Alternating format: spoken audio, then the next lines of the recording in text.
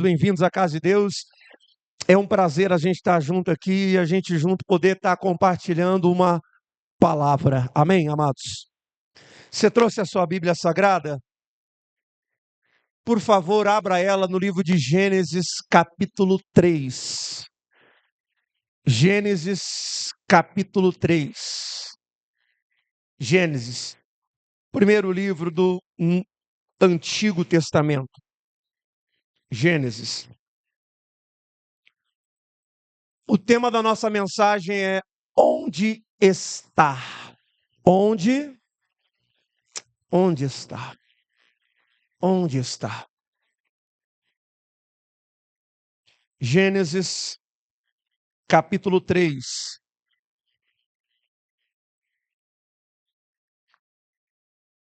A partir do versículo 8 é a nossa leitura. Gênesis, capítulo 3, versículo 8, a versão que eu estou usando é a corrigida Almeida. Versão corrigida Almeida.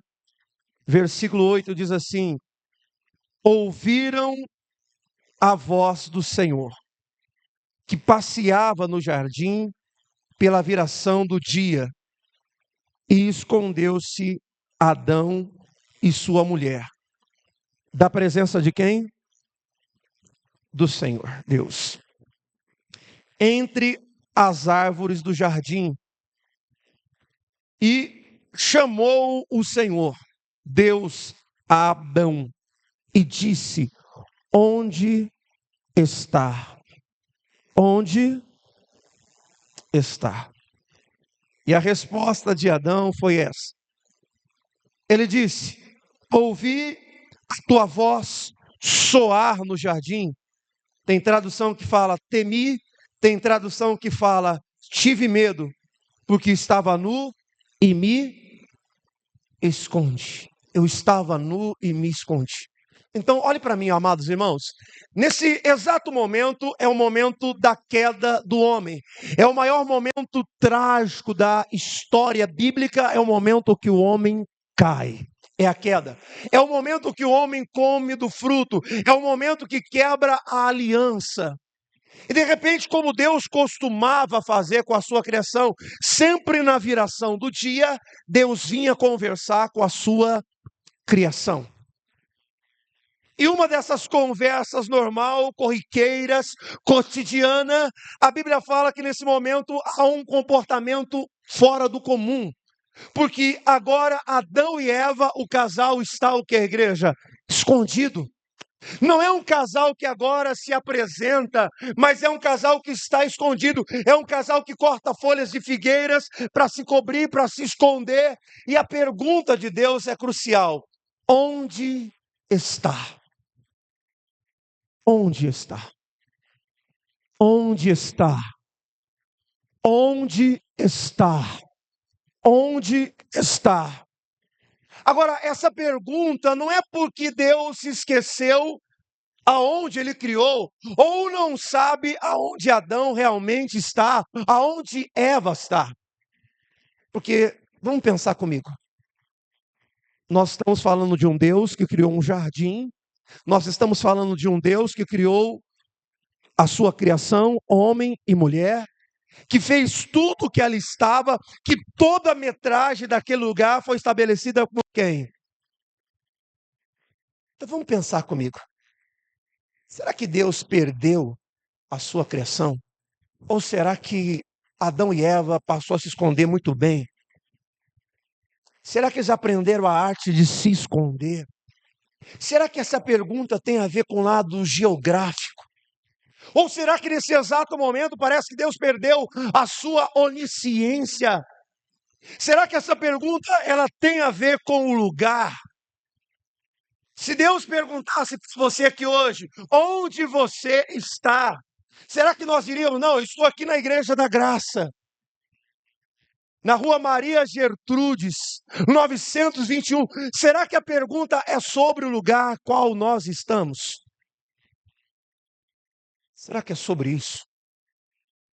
Ou será que é sobre onde está o seu coração? Onde está? Se Deus fizesse essa pergunta para nós aqui nessa manhã, onde está o seu coração? Porque essa pergunta não refere-se ao lado geográfico, mas aonde realmente está o coração. Porque o coração é o único lugar que nós conseguimos fazer transferência geográfica. Como assim, pastor? Lembra que Jesus disse assim: aonde está o teu coração, também está o seu. Onde está? Aonde está o teu coração, também está o teu. Você percebe que quando a gente fala sobre viver o cristianismo, tudo envolve o nosso coração. Por exemplo, a Bíblia fala assim, para a gente buscar de todo coração. Como se dissesse, olha, a busca que eu recebo é uma busca diferenciada, porque essa busca envolve o teu coração. Se você está aqui para receber a palavra, até nisso, a Bíblia fala assim, ó, atenta para as minhas palavras de todo o teu coração. A Bíblia fala, até o próprio profeta Isaías, ele disse, esse povo me honra com os lábios, mas o coração está o quê? Está longe. O povo me honra. Falam palavras bonitas, mas a minha intenção de relacionamento ainda é coração. Tudo gira em torno do nosso coração. Então a pergunta dentro do Éden não é sobre o lugar. A pergunta dentro do Éden é sobre aonde está o teu coração. Por que agora você está escondendo o teu? Por quê? Por que você está escondendo? O que aconteceu? Porque é essa pergunta que nós devemos nos preocupar aqui. É essa pergunta que Deus está enfatizando a mim e a você. Aonde está? Porque o nosso coração pode ser sequestrado a qualquer momento. A qualquer momento o nosso coração pode ser sequestrado. Quer ver só? Como muitas vezes o nosso coração se perde ao longo da nossa caminhada. Porque a enfatização de Deus com Adão é onde está teu coração, filho? Para onde foi parar? Porque até agora estava comigo, estava sempre aqui, e agora parece que o teu coração está longe. Por que teu coração está longe? Se você parar para analisar, a gente às vezes faz isso sem perceber também. A gente vive isso. Só que a origem desse distanciamento de coração tem uma consequência. O motivo da origem de estar tão distante é por causa também da queda. O momento que o homem decide pecar, o momento que o homem decide seguir a voz da serpente, fazer o que a serpente estava falando, é o momento de distanciamento. E é por isso que nos dias de hoje é muito comum a gente ouvir algumas frases de pessoas que estão desconectadas. Por exemplo, já viu essa frase aqui? O meu coração não está mais nesse lugar. Já viu essa frase? O meu coração não está mais nesse lugar. Já viu essa frase? Já viu essa frase? O meu coração não está mais no relacionamento. O meu relacionamento acabou, pastor. Sabe por quê? Porque eu já não estava mais com o meu. Não é assim? Meu coração não está mais nesse lugar. O meu coração não está mais nesse relacionamento.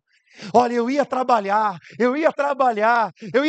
lá, mas o meu coração já não estava mais. Não estava mais lá. Eu estava apenas indo naquele lugar, mas o meu coração não estava lá mais naquela empresa. O meu coração não estava mais lá. Essa frase, que a gente passa a acreditar nela, é uma frase que está dizendo assim, você está sendo guiado pelo seu coração. E é aqui que eu quero que você comece a prestar atenção.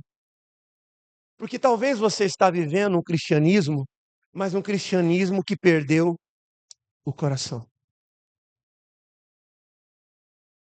É sobre isso que nós vamos tratar aqui. Porque um cristianismo que nós perdemos o coração torna-se difícil. E talvez você que já está aqui, talvez você não percebeu, mas você já perdeu o seu coração. Porque é isso que o diabo faz. A missão do diabo é entrar no jardim, conversar com a criação, tinha um propósito: desconectar o coração do homem com o seu Criador. E é sobre isso que muitas vezes a gente faz. E aí a gente está louvando a Deus, estamos louvando, mas sem coração. A gente chega aqui, louva, louva, louva, adora, adora, mas sem. A gente vem aqui, ouve a mensagem, ouve a pregação, mas não conseguimos atentar de todo o nosso coração. E aí, se a gente levar para a nossa vida, acontece a mesma coisa. Acontece a mesma coisa. Eu não estou mais com o coração nisso. Eu não estou mais com o coração naquilo. Eu não estou mais com o coração nisso. Eu não estou mais com o coração no trabalho. Eu não estou mais com o coração no casamento. Eu não estou mais com o coração com esses meninos. Não aguento mais. Eu larguei de mão. Se eles quiserem fazer, faz o que quiser. Eu não estou mais nem aí. E a gente começa a viver uma vida que nós perdemos o nosso coração. E de repente a Bíblia fala assim, a única coisa que se deve guardar, guarda o quê? Coração. Porque dele procede as saídas do quê? Da vida. O coração não é um andarilho. O coração é para estar ali guardado. Guarda o teu coração. Protege o teu coração. Blinda o teu coração. Mas nessa jornada parece que alguns já perderam o coração. E a pergunta de Deus é essa: filho, cadê teu coração? Onde está o teu coração que eu formei? Para onde você foi parar? E para a gente fazer uma autoanálise, se nós estamos caminhando sem o coração, a gente vai precisar agora fazer um esforço muito grande. Eu digo que um esforço brutal, uma avaliação honesta de nós mesmos. Nós vamos precisar fazer esse esforço aqui hoje. Porque talvez você pode estar caminhando com Deus, mas o coração está o quê? Longe. Já foi embora faz tempo. O corpo está aqui, a mente está aqui, mas o coração já foi embora. Talvez os seus cultos a Deus tenham sido assim, um culto sem coração. É só você aqui. E é por isso que muitas vezes a gente começa a dizer assim, nossa, tá frio, tô frio, tá frio, tá frio. E a gente vai dizendo essa frieza, mas não lutamos contra ela. E aí acreditamos isso, que chegou a hora de ir para outro lugar, chegou a hora de fazer outra coisa, chegou a hora de largar essa pessoa, estar com outra pessoa. Nós vamos acreditando nisso. E aí quando eu olho para o texto de Gênesis capítulo 3, que quando eu olho a atitude de Deus, se você parar para analisar, quais foram as frases que Deus fala com o homem depois da queda? A primeira frase é essa: onde está? Aonde você está? Onde você está? É a primeira frase que Deus dialoga com a sua criação. Eu preciso saber, me orienta, me fala onde é que foi parar teu coração, porque eu deixei ele aqui, eu plantei ele aqui. E para onde foi teu coração? Para onde você está vivendo agora? Porque aí fala sobre o teu coração, fala sobre os seus impulsos, sobre os seus desejos. Aonde está teu coração? Para onde foi parar? E aí ele traz uma questão. Em Gênesis capítulo 3, versículo 10, diz assim, ele disse, ouvi a tua voz soar no jardim, temi, porque estava como, igreja? E me escondi. Essa é a primeira coisa que fala sobre Adão também. Aonde é que você está, cara? Ei, ajuda o obreiro, o celular para ver quem. Às vezes a pessoa não sabe colocar no silencioso. Ajuda a pessoa a colocar no silencioso, obreiro, o celular. Isso, obreiros, deu para ouvir? Ajuda a colocar o telefone no silencioso para não atrapalhar. Às vezes a pessoa não sabe mexer ali. Então, voltando. A pergunta de Deus qual foi? Aonde você? E ele diz: eu ouvi a tua voz, eu tive medo.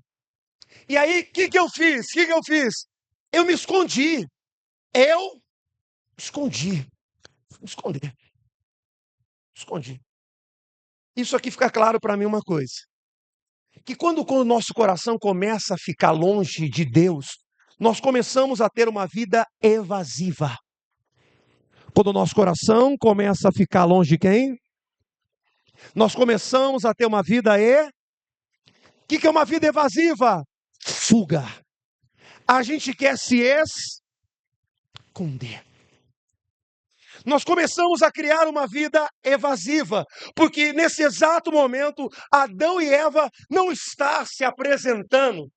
Adão e Eva estão fugindo, estão tentando se esconder. Arrumaram um esconderijo. Adão e Eva agora tem o que, igreja? Um lugar escondidinho. Um lugar para ficar ali. Um lugar da onde não mostra a nudez. Um lugar que a gente não fica com vergonha. Um lugar da qual a gente pode ficar aqui sem ninguém saber onde a gente está. Ele prefere agora um esconderijo. Eles preferem estar distantes. Eles preferem camuflar. Eles não querem mostrar a sua real condição. É isso aqui que começa a fazer com que a gente perca o coração na nossa caminhada. Nós começamos a querer ficar sempre o que, irmãos? Escondido. E nos dias de hoje, irmãos, a gente vive um tempo que nós ganhamos o tal do celular, ou coisinha que faz a gente se esconder. É ou não é verdade? Ou coisinha, tem gente que chega no lugar, ela consegue ficar o tempo inteiro no celular, mas não consegue falar com ninguém. Só fica ali, ó, ela chegou, sentou e ficou. Chegou, sentou e não sai dali. Nós vivemos em um tempo hoje, que as pessoas estão preferindo ficar camufladas do que mostrarem a sua interioridade.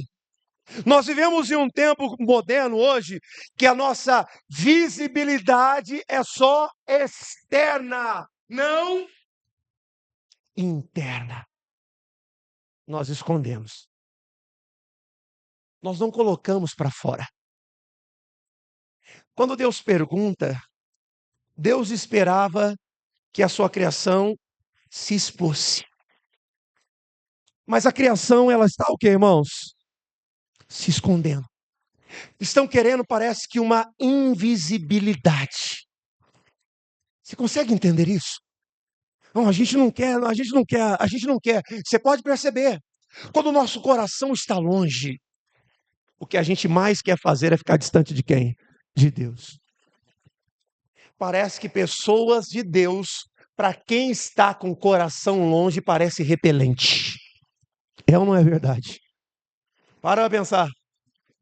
Pessoas de Deus, pode perceber. E pessoas que estão com o coração, parece repelente. A pessoa não quer ficar perto, a pessoa quer ficar distante, quer se afastar, ela quer ficar camuflada. E aí, talvez hoje a vida que você está vivendo é uma vida de coração longe, é uma vida completamente camuflada. Camuflada. E aí, o pior problema é que hoje parece que tudo está bem. Por quê? Porque eu posto o que eu estou comendo. Olha o que eu estou comendo, ó. Então tá tudo bem. Eu posto hashtag estamos na igreja hoje. Tá tudo bem. A gente posta o que a gente come, a gente posta o que a gente veste, aonde a gente está. Tem problema nisso, pastor? Não tem problema nenhum. Mas o problema é quando você se tornou uma pessoa com o coração longe de Deus e que vive uma vida camuflada, que não luta contra a sua interioridade, que prefere se esconder. Não, não, não, não vou. Não, não vou lá, não. Por que você não vai? Não, porque ir lá mexe com a sua interioridade. E a gente prefere uma vida de evasão. E essa evasão, nos dias de hoje, parece se tornou uma doença. Porque a gente vai dizer assim, ó, a gente vai dizer assim para ter uma vida evasiva, uma vida de fuga. Não, não é não, fulano, é porque está muita correria. Muita, né? A sua evasão tem nome, sabe como ela chama? Correria. Sabe como a sua evasão chama? Trabalho. Não, porque eu estou trabalhando, porque agora eu estou trabalhando, porque agora eu estou trabalhando demais. Eu trabalho de, completa a frase, eu trabalho de, é verdade. Mas será que isso não é uma evasão? Não é uma fuga? Trabalhar demais? Aí eu não consigo ficar parado, eu não consigo ficar parado, eu não consigo ficar parado. Já viu também essa frase? Por quê? Se o Senhor fala que Deus dá descanso aos seus amados, que é o sétimo dia depois de trabalhar, Deus trabalha também, Ele trabalha, ele fala, eu trabalho, meu pai continua trabalhando, mas Ele fala também de descanso. Será que não é uma evasão sua também? Aí eu não consigo ficar em casa, eu não consigo ficar em casa. Oxe, o que tem na tua casa? Eu não consigo, pastor. Consigo ficar em casa. Olha, pastor, ficar em casa. Aí eu não aguento ficar em casa. Mas por quê? Será que você não está fugindo? Será que nós não preferimos hoje construir uma vida evasiva de fugir? Porque ficar, se apresentar, estar, eu tenho que lidar com quem? Com Deus. Eu tenho que lidar com quem? Com pessoas. Então a gente está preferindo nos dias de hoje criar várias evasões para estar sempre fugindo, fugindo, fugindo, fugindo. E chega uma hora que a gente diz assim, ó, eu não estou com tempo mais. Mas na verdade é uma vida de evasão. E é o que a natureza pecaminosa ela faz. A gente não vai querer admitir o pecado, a gente não vai dizer que erramos, que falhamos. E tem uma hora que a nossa vida fica de um jeito que a gente nem sabe mais dizer se isso é vida, se isso é casamento, se isso é vida financeira. A gente não sabe mais. Porque a gente já fugiu tanto. Nós estamos tão longe, às vezes, do propósito original, que se perdemos. Então tem tanta gente perdida, de tanto ficar fugindo, fugindo, fugindo. Maridos que fogem da sua esposa, esposas que fogem dos seus, filhos que fogem dos seus, pais que fogem de quem? E a gente vai fugindo, vou fugindo, mas não, mas a gente precisa conversar sobre isso, a gente precisa falar sobre isso, a gente precisa confrontar sobre isso. O que Deus está vindo não é punir, Deus está vindo para uma conversa. Nenhum momento Deus está sentenciando, dizendo, olha, ele poderia fazer isso, mas ele vem para uma conversa. Só que as pessoas evasivas, elas fogem de conversa. Você consegue olhar para o irmão e provocar ele nesse culto e falar assim, irmão, para de ser evasivo, para de fugir. Para de fugir. Para. Essa semana eu estava ouvindo um testemunho de um filho de um pastor. O filho do pastor estava falando assim, rapaz, eu fiz de tudo, fiz de tudo, fiz de tudo para fugir de coisas da igreja. Fiz de tudo. Pensa no cara que fez de tudo, porque igreja, lidar com ovelha também tem dente, ovelha também morde, amém, irmãos? Eu me feri, me machuquei, eu fiz de tudo para ficar fora da igreja, eu fiz de tudo para ficar longe de igreja, fiz de tudo. Mas cada vez que eu fugia, tinha uma vida evasiva, cada vez mais Deus me levava para onde? Para a igreja. Os meus serviços tudo era, irmãos, os irmãos da igreja, irmão da igreja, irmão da igreja, irmão da igreja. Aí vinha um pregava, vinha um falava, vinha um pregava, vinha um falava. Não foi o que Jonas fez? Não é o que a Bíblia fala? Os dois momentos que a gente encontra essa palavra, fugir da presença de Deus, é em Gênesis e em Jonas. A Bíblia diz assim, que Jonas foge da presença de quem? Ficar longe. Mas por que você quer ficar longe, Jonas? Por que você vai se afastar se você foi levantado para ser um profeta? Você foi chamado para pregar. Esse é o seu ofício. Mas por que você vai fugir? Eu vou fugir, sabe por quê? Porque eu sei que o Senhor é grande em misericórdia e vai converter toda essa nação. Então o motivo de você não estar cumprindo a sua função ministerial, o motivo de você estar fugindo é por causa do quê? Da sua mágoa. Porque você preferia que eu me vingasse dessa nação, ao invés de agir com misericórdia? Então o motivo da sua fuga qual é? Qual é o motivo por que você está longe hoje? Qual o motivo que você diz eu não suporto igreja? Não gosto de igreja? Qual é o motivo? Por que ficar longe? Por que se afastar do Pai? Não, não me afastei de Deus, não me afastei de Deus, não. Irmãos, quando eu olho para a epístola de João, a Bíblia fala assim: quem está na luz tem comunhão uns com quem? Com os outros. Se eu falo para Deus que eu estou comunhão com Ele, mas não tenho comunhão com os irmãos, a Bíblia sabe o que ela me chama? Mentiroso. Então a gente prefere ficar fugindo. E talvez hoje você sempre foi uma pessoa que teve uma vida evasiva, que sempre fugiu. E Deus está dizendo hoje, até quando? Até quando? Até quando você vai continuar fugindo? Até quando você vai construir uma vida evasiva? O salmista Davi disse em um dos seus salmos, ele fala assim: se eu subisse ao mais alto céu, tu também está. E se eu descesse às profundezas do abismo, tu também, aonde poderia me esconder? Provoca o irmão do lado de novo, pergunta para ele, irmão, não tem para onde você se esconder. Não tem. Não tem. Não tem. Não adianta. Ó, não adianta. Não, não vou mais pisar nessa igreja. Tá bom. Não vou mais falar com um crente da minha vida. Tá bom. Tá bom. Pode fazer o que for. Pode fazer o que for.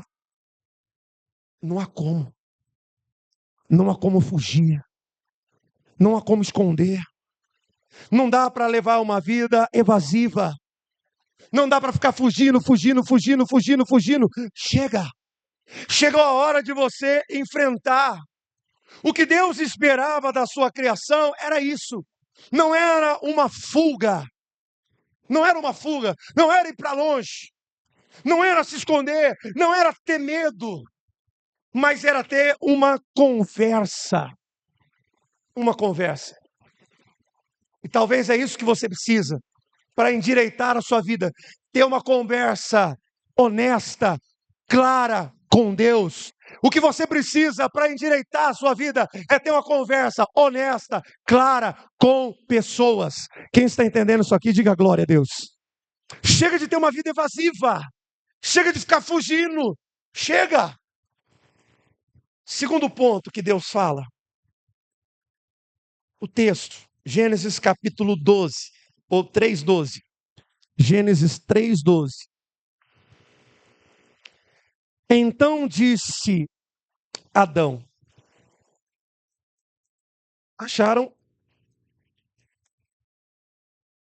Gênesis 3.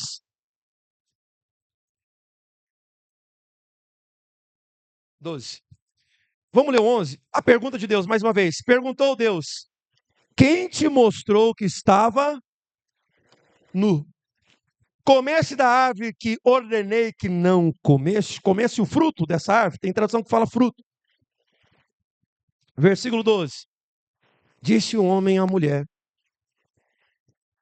que me desse por companheira da árvore e comi. Versículo 13. Versículo 13. Diz assim: e disse o Senhor: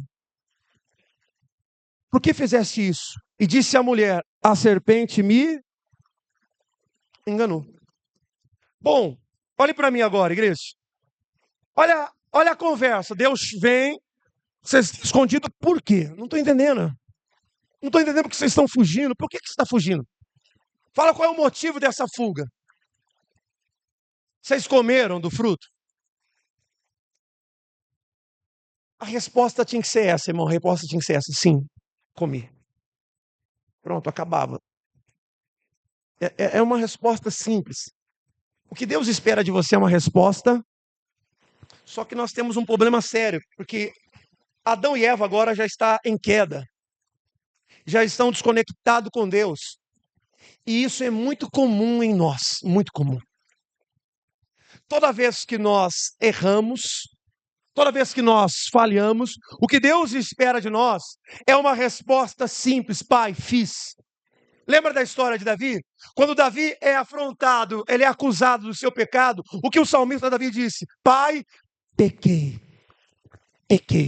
somente pequei. Era essa a resposta que Adão e Eva deveriam ter dado, mas não foi. Não foi essa. Foi transferir a culpa. Deus, foi a mulher que tu... Eu não pedi mulher nenhuma. Eu não pedi mulher nenhuma. O Senhor que me deu essa mulher aí, ó. Você viu o que ela fez na minha vida? Ó, essa mulher aí, ó. A culpa é da mulher. Aí a mulher olha e fala assim: é? A culpa é da serpente. A serpente me... Peraí, então vocês estão dizendo que não tem culpado, né? Não, não tem culpado. A culpa não é sua. Não. Ei, a culpa não é minha, não. A culpa é dessa mulher. Essa mulherzinha aí, ó. Não é? É engraçado, às vezes, até quando você vai atender pessoas com problemas conjugais, e é interessante, você ouve uma parte, depois ouve a outra, depois traz as duas para chegar à conclusão final. E sempre uma parte está sempre jogando a culpa de quem? Porque meu marido é isso. Agora tem até uma palavra nova. Ele é tóxico. Já fala? É tóxico. É umas palavras novas. Meu marido é muito tóxico. A minha esposa é muito ciumenta. Ela é muito pegajosa. As palavras assim, né? E aí você vai ouvindo, parece que sempre a culpa é de quem? Do outro. E isso é o maior escudo que nós colocamos na nossa vida. Dizer que a culpa é de quem? Acabou por quê? Porque a culpa é dela. Você fez isso, mas porque a culpa é dele. Isso está na nossa natureza, irmão, bem na nossa natureza. Ontem eu estava mostrando para minha esposa, preparando a mensagem. Aí eu peguei um vídeo de umas criancinha, duas crianças, que devia ter 3, uma 4. Aí a mãe pergunta assim: filha, quem rabiscou o chão? Quem fez isso no chão? Não fui eu não. Quem fez, Arthur, o filho, Arthur? Foi ela, mãe, foi ela. Não, mãe, não foi eu não. Então foi quem? O Arthur. E o irmão olhando para a cara dela, assim, da criança, né? Aí a mãe muda a pergunta. A mãe fala assim, ó, quem fez esse desenho lindo que eu vou dar um prêmio? Ah, fui eu, mãe. Aí o irmão dela olha para a cara dela, a criança olhando, tipo assim, como é que a minha irmã tá desse tamanhozinho, tá mentindo desse jeito? Ela joga a culpa em mim quando, quando a situação aperta, mas quando a glória vem, vai receber um presente, fui eu. E aí a criança fala assim ainda, ó, eu fiz para você, mamãe. Aí acaba, né? Eu fiz para você, é para você. O que eu quero que você entenda isso? É mais fácil lidar com o peso de culpar o outro do que lidar com aquilo que nós fizemos. Então é por isso que a gente joga a culpa para quem? Para os outros. É mais fácil. A gente suporta, ó, a gente suporta ter jogado a culpa em quem? Ó, vou mais longe. Tem hora que a gente se sente até bem. Porque quanto mais a gente joga a culpa no outro, mais a gente vai melhorando a história. Vai ou não vai? A gente vai melhorando a história.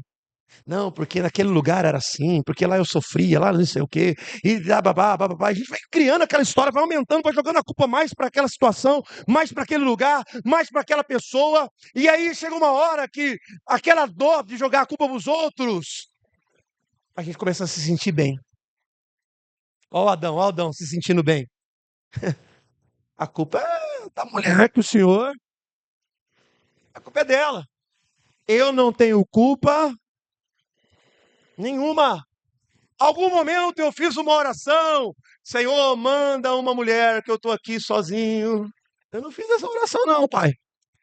Eu não fiz. O senhor que mandou. Ó, tá vendo? Ó o cenário. Ó o que aconteceu. Estava aqui no paraíso, estava tranquilo, tá tudo sossegado, tá vivendo bem. Aí o senhor foi arrumar uma encrenca e foi me dar uma mulher. Aí, ó, a culpa é sua. Estava em paz. Estava tudo. E chega uma hora que a gente começa a se sentir bem com essa história. A gente vai se sentindo bem. Ah, mas você se separou? Ó, você se separou? Separei. Separei. Mas olha, eu tinha um homem do meu lado que era tóxico, não me apoiava em nada. Ele me batia, me fazia isso. E papapá, papá. Isso vai criando um monte de. E aí daqui a pouco você começa a se sentir bem. Aí todo mundo vai olhar para você e dizer assim: olha, ai, você fez bem. Ai, você aguentou. Ó, a frase perfeita. Você aguentou até de. Ah, que frase bonita. Você suportou de. Ah, que frase bonita! Que frase linda! Parece poderosa. Eu não estou dizendo, irmãos, olha, preste atenção. Eu não estou dizendo que não tem casamento ruim. Eu não estou dizendo que não tem casamento tóxico. Eu não estou dizendo que não tem pessoas que possam agredir a outra no relacionamento. Eu não estou dizendo que tem pessoas que possam ter casado com um homem que era uma coisa e ter se transformado em outra coisa. Eu já vi muito, eu lido com pessoas. Mas a gente começa a criar uma história narrativa do qual nos ausenta das nossas culpas. E quanto mais eu crio esse mecanismo de inventar que a culpa é só do fulano, que a culpa é do ciclano, eu não consigo transformar a minha vida. Porque aquilo continua em mim. Em mim. O que o salmista Davi falou do pecado dele? Quando você olha para o Salmo 32. Ele diz, bem-aventurado cujo o pecado é perdoado. Ele recebeu, bem-aventurado esse homem. Esse homem que não escondeu mais. O Davi fala assim, ó, enquanto eu me calei, eu me calei. Eu não falei não, sou bobo. Vou falar que eu pequei, vou falar que eu caí com Betseba, vou nada, vou inventar uma história aqui, vou trazer o Urias de volta, vou colocar ele para dormir com a mulher dele, e aí ele vai pensar que o filho é dele, tá tudo certo, tá tudo resolvido. Ele diz, eu me calei, eu não falei nada. E aí sabe o que ele disse? Ele disse assim, ó, é a frase que a gente sempre ouve, a mão do Senhor pesava sobre mim, e o meu gemido era de dia e de noite. O meu humor se tornou humor de sequidão hostil. Eu fiquei mal. Porque o momento da gente mudar a nossa vida é o momento quando a gente assume a nossa culpa. Amém? Ele foi um homem ruim. Eu também fui uma péssima esposa. E era impossível os dois sendo péssimos um para o outro, fazer com que esse casamento desse o quê? É impossível. É impossível. É impossível a gente não fazer nada para melhorar. Eu também nunca fiz nada fielmente para melhorar. Nunca me empenhei de todo o meu coração. Eu fazia por fazer. Sabe aquela coisa quando você fala assim para o irmão? Irmão, vamos orar. Aí ele fala assim, não, pastor, estou orando. Mas de todo o seu, não é. Então, o que a gente prefere?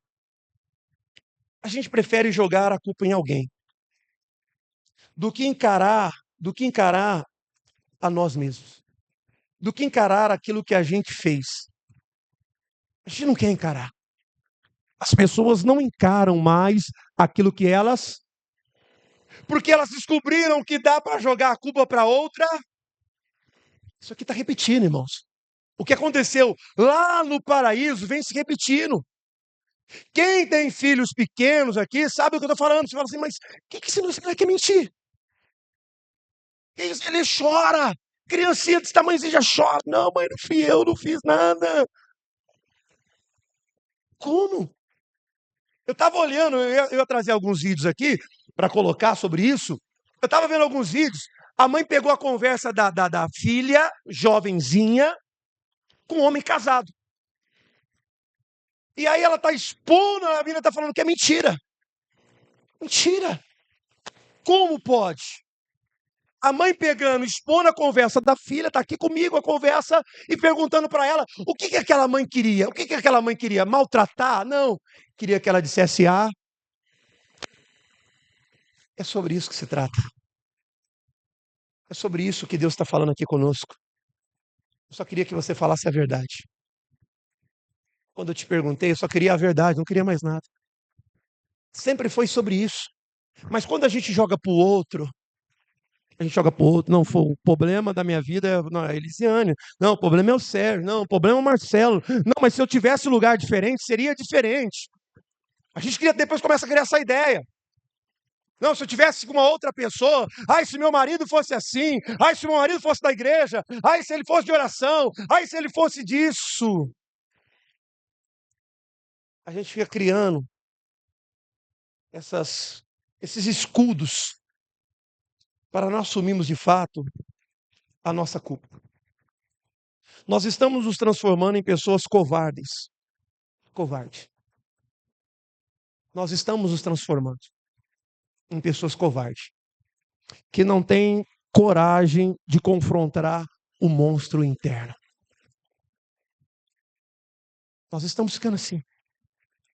É mais fácil lidar com a situação, e não é. Porque o momento é esse.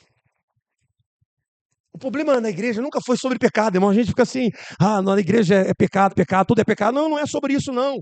Nunca foi sobre isso, sobre pecado. A igreja sempre foi sobre a verdade. Porque o evangelho sempre foi boas notícias. Amém, igreja? Então, quando nós preferimos maquiar, preferimos subterfúgios, criar situações para maquiar toda a nossa história, nós não nos transformamos. E é por isso que a gente vê, irmãos. Eu falo porque eu lido com pessoas, e aí a gente vê gente que, bom, não deu certo aquele relacionamento, ela entra no outro também não dá, ela entra no outro também não dá, ele entra no outro também não dá, ele entra no outro também não dá, e aí chega uma hora que eu tô cansado de ouvir essa frase. Mulher nenhuma mulher presta, homem nenhum presta. Não é essa frase? Homem nenhum, é muita gente. É muita mulher para você falar que nenhuma mulher presta, ou que toda mulher é interesseira, ou que todo homem é assim. É muita gente. Só que onde está o nosso problema? É não querer lidar com o nosso pecado. Nós preferimos jogar a culpa em alguém, é mais fácil. Eva, o que você fez, Eva? Senhor, a serpente, ela me enganou. A serpente não falou a verdade. A serpentezinha aí, serpente. E não é aqueles crentes de hoje que falam assim, tudo é o diabo? Tudo é o diabo? Não, não, não, não. O diabo está armando, o diabo está armando. Não, o diabo não está armando nada, irmão. Isso aí é o comando da polícia que eles estão fazendo. É só você que não pagou o documento. Não é o diabo, não. É só você que não pagou o quê? O documento do carro. Aí tá amarrado, tá repreendido. Sai daí, diabo, sai daí. Não, não é diabo, não. É só você que precisa pagar, ter pagado o documento e não pagou. Agora teu carro pode ir preso. É só isso. Você está vendo quando a gente transfere, a gente fica transferindo as coisas. E de repente Deus está nos chamando para uma nova proposta. Quando o Senhor chama a sua criação, é como se ele dissesse assim: volta a trazer teu coração. Porque eu preciso do teu coração para se relacionar. Não dá para se relacionar com Deus sem o coração. A gente consegue fazer isso com pessoas. A gente consegue fazer isso em lugares. Não colocar o nosso coração em determinados lugares. Amém? A gente consegue. A gente se torna até bom fazer isso. Só que a gente não consegue se relacionar com Deus sem o coração. Aonde está teu coração? Aonde ele foi parar? Para onde foi? Deus está fazendo um convite a nós. Deus nunca foi propósito de punição. Punição. Sempre o propósito dele foi de resgate. Sempre resgatar. E é isso que Deus te trouxe aqui, para te resgatar. Resgate. Nunca foi te lançar para fora. Quem se afastou foi você. Toda vez que nós decidimos continuar com o nosso pecado, decidimos continuar com o nosso pecado e culpar alguém, a gente se afasta de quem? Não foi o que Isaías disse? A única coisa que causa divisão entre vós e o vosso Deus é a vossa iniquidade. É a única coisa. Nós nos separamos. Então para de botar a culpa nos outros. Não, errei, eu falhei. Eu não fui aquela pessoa que eu deveria e por isso eu estou fora. Por isso aconteceu isso, por isso que aconteceu aquilo. Eu me lembro de um irmão que quando eu perguntei sobre o casamento dele, falou: pastor, meu casamento acabou. Meu casamento acabou. Mas ele falou assim: pastor, fui eu que errei. Fui eu que errei. Eu que não dei valor à grande mulher que eu tinha ao meu lado. Fui eu. E eu estou orando, pastor, para que ela possa me perdoar. Eu não sei como isso vai acontecer, mas eu estou orando. Mas o casamento já não tem mais, ela está em outro canto, eu já estou em outro canto, mas não estamos mais juntos. E é isso que transforma. É isso que muda a nossa interioridade. É isso que leva o nosso coração para perto de quem? De Deus. Chegou a hora de você pegar o teu coração e dizer assim: está aqui, Senhor. Está aqui. E foi o que o salmista Davi disse: eu entreguei meu coração como oferta a Deus. Amém? Entrega o teu coração aqui hoje como oferta a Deus. Pode aplaudir a Jesus, igreja.